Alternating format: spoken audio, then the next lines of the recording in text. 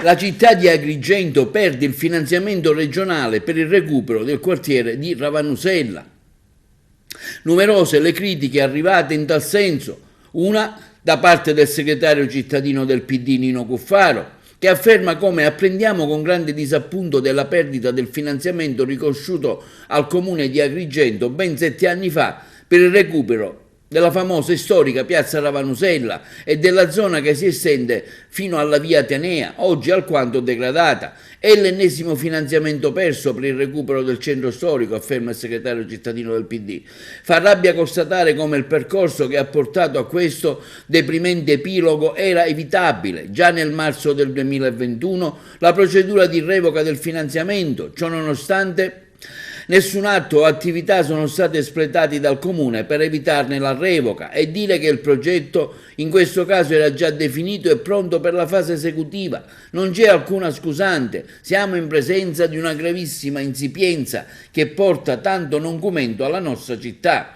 Ora al danno anche la beffa, il Comune dovrà restituire alla Regione il finanziamento di 155.000 euro già anticipati al momento della firma della convenzione nel 2016, l'ennesimo fallimento della giunta Miccichè per il segretario cittadino del PD Nino Cuffaro.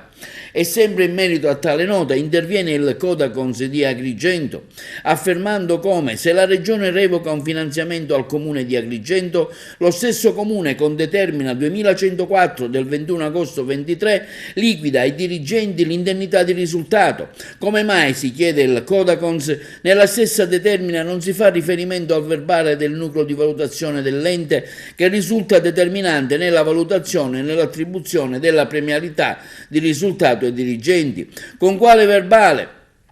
Continua il comunicato del Codacons, e in che data e da quale nucleo è stata deliberata la liquidazione del risultato raggiunto dai dirigenti relativamente a questa determina? Al Comune c'è più di qualcosa che non va e questa è una di quelle che fa caponare la pelle. Il segretario comunale, afferma il Codacons, prenda atto della mancanza di riferimento al verbale del nucleo e blocchi la liquidazione in autotutela.